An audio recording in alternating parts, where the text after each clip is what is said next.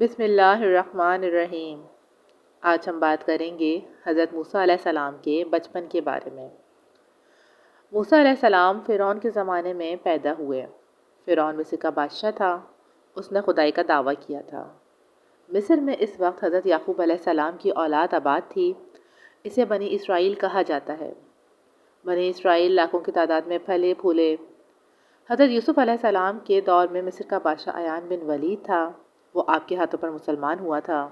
اس کے انتقال کے بعد مصر کے حکمران حضرت یوسف علیہ السلام بن گئے۔ آپ علیہ السلام کی وفات کے بعد قابوس مصر کا بادشاہ بنا۔ حضرت یوسف علیہ السلام کے زمانے میں شرک کی لعنت ختم ہو گئی تھی۔ قابوس نے اسے پھر سے شروع کر دیا، لیکن حضرت یعقوب علیہ السلام کی قوم نے اس کے شرک کو قبول نہیں کیا۔ اس پر اس نے انہیں غیر ملکی خیال کر کے انہیں سزا دے دی، غلام بنانا شروع کر دیا اور ان سے سخت کام لینے لگا۔ اس کا انتقال ہوا تو اس کا بھائی ولید بن مصب مصر کا بادشاہ بنا۔ مصر کے ہر بادشاہ کو فرعون کہا جاتا تھا۔ یہ فرعون پہلے سے بھی زیادہ ظالم تھا۔ اس نے کہا، میں تمہارا رب ہوں۔ اس نے خدا ہونے کا دعویٰ کیا۔ اس نے حکم دیا سب لوگ مجھے سجدہ کریں۔ چنانچہ سب سے پہلے اس کے وزیر حامان نے اسے سجدہ کیا، پھر دوسرے وزیروں اور امیروں نے سجدہ کیا۔ جو لوگ دور دراز کے علاقوں میں رہتے تھے ان کے لیے اپنے مجسمے بنوائے، انہیں حکم دیا کہ تم ان مجسموں کو سجدہ کرو۔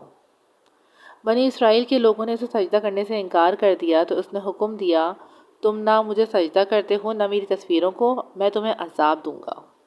اس پر بنی اسرائیل کے لوگوں نے کہا، فرعون کا عذاب ہلکا ہے، خدا کا عذاب ابدی ہے۔ بہتر یہ ہے کہ فرعون کے عذاب پر صبر کرو اور اسے سجدہ نہ کرو۔ یہ بات تمام بنی اسرائیل نے مان لی اور فرعون کو بھی یہ بتا دیا کہ ہم ہرگز تجھے یا تیری مورتی کو سجدہ نہیں کریں گے۔ فرعون نے ان پر ظلم کی انتہا کر دی۔ ایسے میں اس نے خواب دیکھا۔ اس نے خواب کی تعبیر پوچھی تو اسے بتایا گیا، بنی اسرائیل میں ایک لڑکا پیدا ہوگا، وہ تیری حکومت کو ختم کر دے گا۔ فرعون نے یہ تعبیر سن کر اپنے سپاہیوں کو حکم دیا، بنی اسرائیل کے جس گھر میں لڑکا پیدا ہو اسے قتل کر دیا جائے، البتہ لڑکیوں کو قتل نہ کیا جائے۔ اس طرح پیدا ہونے والے ہزاروں لڑکے قتل کر دیے گئے۔ انہی حالات میں حضرت موسیٰ علیہ السلام پیدا ہو گئے۔ فرعون کچھ بھی نہ کر سکا۔ ادھر نجومیوں نے اسے اطلاع دے دی کہ وہ بچہ پیدا ہو چکا ہے۔ اب ماں کو فکر ہوئی کہ آخر یہ بچہ ہے، آواز تو نکالے گا، اور فرعون کے پیادے گھر گھر تلاشی لیتے پھر رہے ہیں۔ اس کی آواز سن لیں گے تو اسے قتل کر دیں گے۔ اس وقت اللہ تعالیٰ نے حضرت موسیٰ علیہ السلام کی والدہ کے دل میں یہ بات ڈالی کہ اس بچے کو دریا میں ڈال دیں۔ قرآن کریم میں یہ بات ان الفاظ میں آئی ہے، اور ہم نے موسیٰ کی والدہ کو الہام کیا کہ تو موسیٰ کو دودھ پلا۔ جب اس کے بارے میں کوئی خطرہ محسوس کرے تو اسے دریا میں ڈال دینا اور پریشان نہ ہونا، نہ اندیشہ کرنا، ہم اسے تیری طرف واپس لوٹا دیں گے اور اسے پیغمبروں میں سے کر دیں گے۔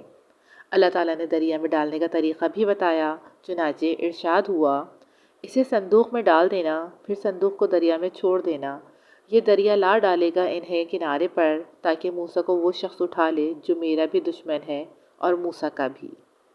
موسیٰ علیہ السلام کی والدہ نے ایک صندوق تیار کرایا، اس میں بچے کو لٹایا اور اللہ کا نام لے کر صندوق کو دریا میں چھوڑ دیا۔ اس کے ساتھ ہی ماں کو پریشانی ہوئی کہ نہ جانے یہ صندوق کہاں جا کر رکے، اس لیے اس نے اپنی بڑی بیٹی کو صندوق کے پیچھے جانے کے لیے کہا۔ وہ دریا کے کنارے کنارے چلتی رہی۔ دریائے نیل سے ایک نہر فرعون کے محل کی طرف جاتی تھی۔ وہ صندوق اس نہر میں ہوتا ہوا محل تک پہنچ گیا۔ صندوق ایسی جگہ رکا جہاں فرعون کی بیوی حضرت آسیہ موجود تھی۔ انہوں نے صندوق کو پکڑوا لیا۔ کھول کر دیکھا تو اندر چاند سا بچہ لیٹا تھا۔ ان کے ہاں کوئی اولاد نہیں تھی۔ وہ بچے کو دیکھ کر بے خود ہو گئیں۔ فرعون سے مخاطب ہو کر کہنے لگی، یہ بچہ میری اور تیری آنکھوں کی ٹھنڈک ہے، اسے قتل نہ کر، عجب نہیں کہ یہ ہمیں کچھ فائدہ پہنچائے اور ہم اسے بیٹا بنا لیں۔ اور ان لوگوں کی حالت یہ تھی کہ حقیقت حال سے بے خبر تھے۔ فرعون شروع میں اس بچے کو قتل کرنا چاہتا تھا، لیکن پھر اسے بیوی کی بات ماننا پڑی۔ اب سوال تھا کہ بچے کی پرورش کیسے کی جائے۔ انہیں دودھ پلانے والی عورت کی تلاش ہوئی، اور اللہ تعالیٰ نے حضرت موسیٰ علیہ السلام کے دل میں یہ بات ڈال دی کہ کسی غیر عورت کا دودھ نہ پئیں۔ اللہ تعالیٰ اس بارے میں فرماتے ہیں، اور ہم نے پہلے ہی سب دودھ پلانے والیوں کے دودھ کو موسیٰ پر بندش کر دی تھی۔ بہت سے دودھ پلانے والی عورتوں کو لایا گیا، مگر حضرت موسیٰ علیہ السلام نے کسی کے دودھ کو منہ نہ لگایا۔ اس پر حضرت آسیہ اور فرعون فکر مند ہوئے کہ بچہ کب تک بھوکا رہے گا۔ ادھر حضرت موسیٰ علیہ السلام کی بہن صندوق کا تعاقب کرتے ہوئے وہاں تک پہنچ گئیں۔ اس نے صورتحال دیکھ کر کہا، میں ایک عورت کا پتہ بتا سکتی ہوں، شاید یہ بچہ اس عورت کا دودھ پی لے۔ اس بارے میں اللہ تعالیٰ فرماتے ہیں، اور ہم نے پہلے ہی دائیوں کا دودھ موسیٰ پر بند کر دیا تھا۔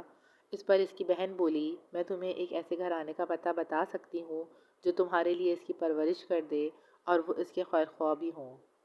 حضرت موسیٰ علیہ السلام کی بہن سے کہا گیا، ٹھیک ہے، تم اس عورت کو بلا کر لے آؤ۔ آپ کی ہمشیرہ گئیں اور والدہ کو لے آئیں۔ والدہ نے جو ہی آپ کو گود میں لیا، آپ دودھ پینے لگے۔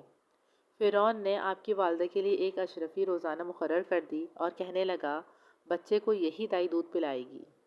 اس طرح اللہ تعالیٰ نے آپ کی والدہ کے ساتھ کیا ہوا وعدہ پورا کر دیا، یعنی اللہ تعالیٰ نے فرمایا تھا، تو اسے دریا میں ڈال دے، ہم پھر تمہیں واپس کر دیں گے۔ بی بی آسیہ نے آپ کی والدہ سے یہ بھی کہا، تم ہر ہفتے اسے لا کر مجھے دکھا دیا کرو۔ ماں ہر ہفتے بچے کو فرعون کے دربار میں لاتی، پھر واپس گھر لے جاتی۔ 2 برس تک والدہ نے آپ کو دودھ پلایا۔ دودھ کے چھڑانے پر بی بی آسیہ نے آپ کی والدہ محترمہ کو بہت سے تحائف دیے۔ آپ کچھ اور بڑے ہوئے تو ایک دن بی بی آسیہ نے آپ کو فرعون کی گود میں بٹھا دیا۔ آپ نے اس کی داڑھی کو پکڑ کے اس زور سے کھینچا کہ چند بال بھی آپ کے ہاتھ میں آ گئے۔ فرعون غصے سے آگ بگولا ہو گیا۔ اس نے جلاد کو بلا کر حکم دیا، اس بچے کو لے جا کر قتل کر دو۔ بی بی آسیہ یہ سن کر پریشان ہوئیں۔ انہوں نے فرعون سے کہا، یہ بچہ ہے، اسے کیا پتا، میں ابھی اس کا تجربہ کرا دیتی ہوں۔ یہ کہہ کر انہوں نے ایک تھال میں موتی منگوائے اور دوسرے میں آگ کے انگارے۔ اب حضرت موسیٰ علیہ السلام کو ان دونوں تھالوں کے پاس بٹھا دیا۔ مطلب یہ تھا کہ اگر اس بچے میں عقل ہوئی تو ظاہر ہے وہ موتی اٹھائے گا، ورنہ انگاروں کی طرف ہاتھ بڑھائے گا۔ حضرت موسیٰ علیہ السلام نے موتی اٹھانے چاہے تو فوراً حضرت جبرائیل علیہ السلام نے ان کا ہاتھ آگ کے انگاروں کی طرف بڑھا دیا۔ آپ نے ایک انگارہ اٹھا کر منہ میں رکھ لیا۔ اس سے آپ کی زبان میں گرہ پڑ گئی۔ فرعون نے یہ دیکھا تو قتل کا ارادہ ترک کر دیا۔ اس طرح بی بی آسیہ نے آپ کو ظالم سے بچانے اور آپ کی تربیت میں اہم کردار ادا کیا ہے۔ بی بی آسیہ ایماندار نیک عورت تھیں، جبکہ ان کا خاوند اللہ کا باغی تھا۔